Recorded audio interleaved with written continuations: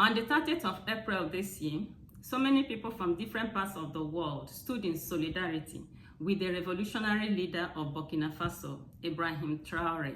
Now, when you look at this man, you see a very bold and courageous young man. But is there a side of this personality that is hidden from public view? Please stay with me. Hi, I'm Gozie Okure. Welcome to my YouTube channel. In this channel, we celebrate books and reading and how to leverage reading for success in life. Please subscribe to my channel. If you get value, please subscribe to my channel. And if you can give me a thumbs up, that would be amazing. Now, in today's video, we'll be looking at the other side of Ibrahim Traore, the charismatic leader of Burkina Faso. Now, this is a young man who was born on the 14th of March, 1988. That makes him one of the youngest leaders in the world. This young man was born to a father who was in the army and a mother who must have been a petty trader. Things were not rosy.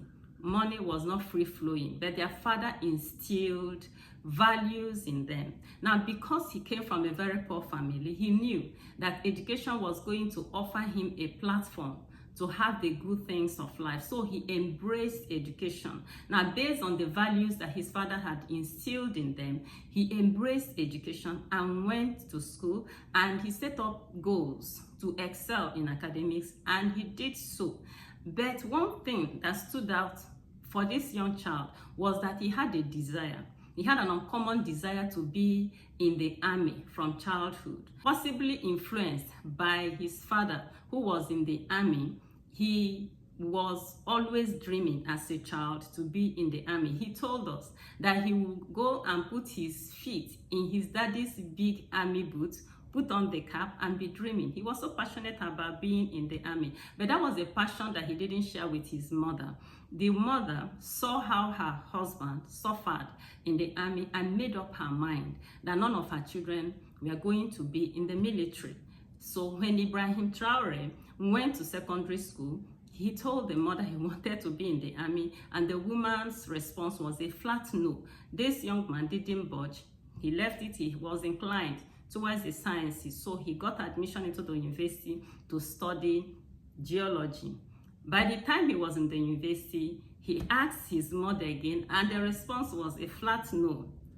Then when he finished his first degree, he went back to the mother. It is army I want. And the mother said, no, it's not going to happen. And in his own words, he said that he knew that his mother refusing him, that if he forced it, it was not good. What did he do? He left that passion and went back to do masters in geology. Now, in his own words, he told us that by the time he finished his masters in geology, that he knew that it was going to offer him a good life because, there were opportunities for scholarship. And in his own words again, he said he was not particularly at the bottom of his class. Now, implying that if he wanted to pursue scholarships, he would have gotten, but his passion was in the army. So he went back to his mother and said, Mommy, it is army I want. And at this point, his mother gave her consent and her blessings. That was the word Ibrahim Traore used. He said the mother gave her blessings. And the moment the mother did that, he said that he knew that he was in the right. He was on the right pathway. That was when he now applied to the academy, got the form, and went through the training, came out and became an army officer. So when the world look at Ibrahim Traore, they will see a bold, courageous man who is shaking tables, who is facing the powers that be and telling them, no, let's do it this way. A young man who is reforming his nation, bringing industrialization and bringing education to his people. These are what you see, but nobody sees the other side of this young man. The other side, that he is a man who believes in families. A man who believes that he must have to get his mother's blessing for the blessing of God to follow him.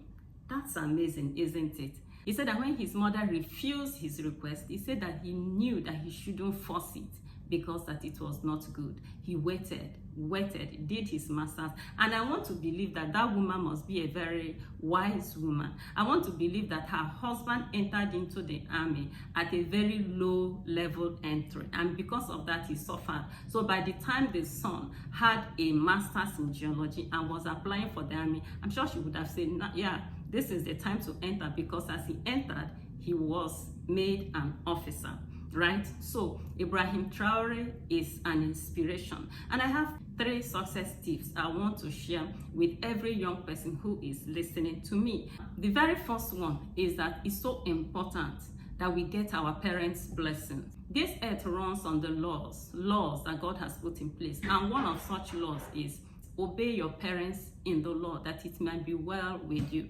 I remember one of my friends pointing my attention to the fact that a lot of young people were dying, right? She told me that she was going through the newspapers and that she was seeing obituary announcements after every page, and that most of the people who were dying were young people.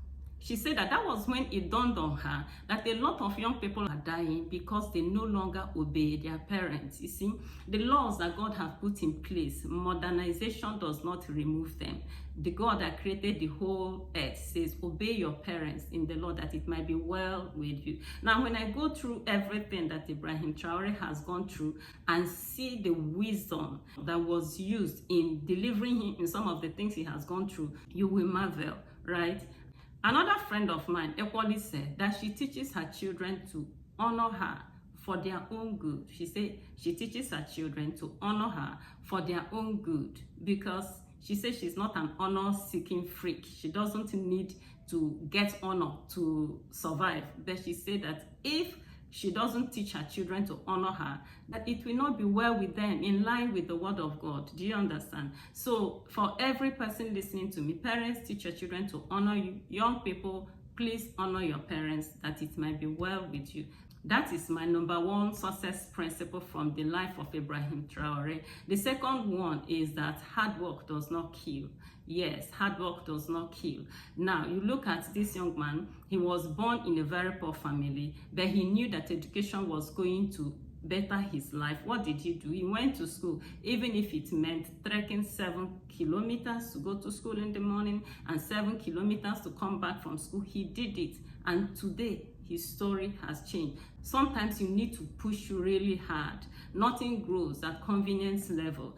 Convenience is an enemy. Don't recline. Say, I can't do this, it's very difficult. At the other side of difficult task lies prosperity, okay? So put in your best effort, and you will see that you will embrace success.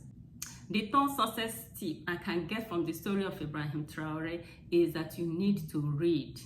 Yes, you need to read. When you look at that young man, you see that he shares a trait, a common trait with every bookworm. Most bookworms are reserved, they are quiet, they are introspective, and that's Ibrahim Traore. He's a very quiet and reserved person, right? In fact, when you read his stories, they will say that in school he was quiet and talented. He is a bookworm. When you listen to him talk, when you listen to Ibrahim Traore talk, you will see that this is a young man who has burrowed into history books, who has burrowed into biographies of great men, who have read the history of revolutions, okay? Because when he talks wisdom. When he talks, he quotes other great men. So this is a man who has read. In fact, I want to say that it was said of him that he met his beautiful wife in the library.